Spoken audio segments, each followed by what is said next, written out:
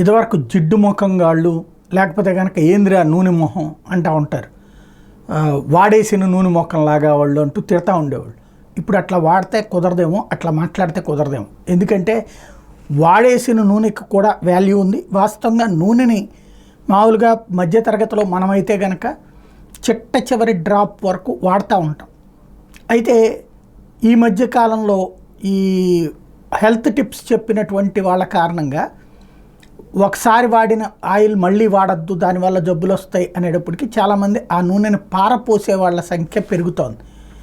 వ్యాపారస్తులు ఎవరు చెయ్యరు, ధనవంతులు అబోవ్ మిడిల్ క్లాస్ వాళ్ళు ఈ మధ్యన అట్లా చేస్తున్నారు అన్నటువంటి ప్రచారం అయితే నడుస్తుంది. ప్రస్తుతం మాత్రం ఇలాంటి వాడేసిన వంట నూనెతో బయోడీజిల్ తయారు చేస్తారట. రెస్టారెంట్లు, హోటళ్ళ నుంచి ఈ నూనెలు కొనుగోలు చేయడానికి నిర్ణయించుకున్నారట.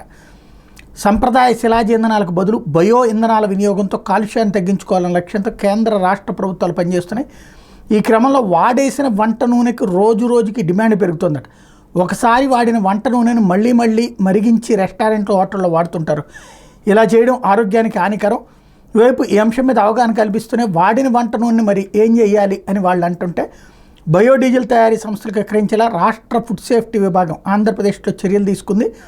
వాడిన వంట నూనె జాతీయ ఆహార భద్రతా ప్రమాణాల ప్రాధికార సంస్థ FSASAI దగ్గర రీయూజ్డ్ కుకింగ్ ఆయిల్ రూకో కింద రిజిస్టర్ అయిన సంస్థలకు హోటళ్ళు, రెస్టారెంట్లు ఈ మధ్యన అమ్ముతున్నాయి. రోజుకి 50 లీటర్లకు మించి వంట నూనెను వినియోగించే హోటళ్ళు, రెస్టారెంట్లు ఒకసారి వాడిన నూనె బయోడీజిల్ తయారీకి విక్రయించాలని గతంలోనే ఆదేశాలు జారీ చేశారు. రూకో విభాగంలో బయోడీజిల్ తయారు చేసే అనుమతులు ఉన్న పరిశ్రమలు గుంటూరు, విశాఖ, కాకినాడలో 4 ఉన్నాయట. ఈ ఏజెన్సీలు రాష్ట్ర వ్యాప్తంగా పలు నగరాలు, పట్టణాల్లో వాడిన వంట నూనెలను సేకరిస్తున్నాయి. ఏజెన్సీల నిర్వాహకులే హోటళ్ళు, రెస్టారెంట్ల వద్ద ఖాళీ డబ్బాలకు అందుబాటులో ఉంచుతారు. ఆ డబ్బాల్లో వాడిన నూనెను నింపి సమాచారం ఇస్తే ఆ నిర్వాహకులు తీసుకెళ్తారు. మార్కెట్లో నూనె ధరలకు అనుగుణంగా సేకరించే వాడిన నూనెకు ఏజెన్సీలు డబ్బు చెల్లిస్తాయి.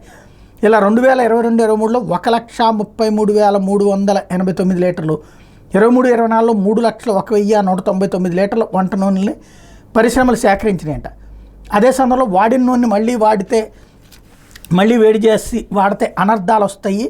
క్యాన్సరు, షుగరు, స్థూలకాయం, గుండె జబ్బులు వీటన్నిటికీ అదే కారణం అవుతుందని చెప్తున్నారు.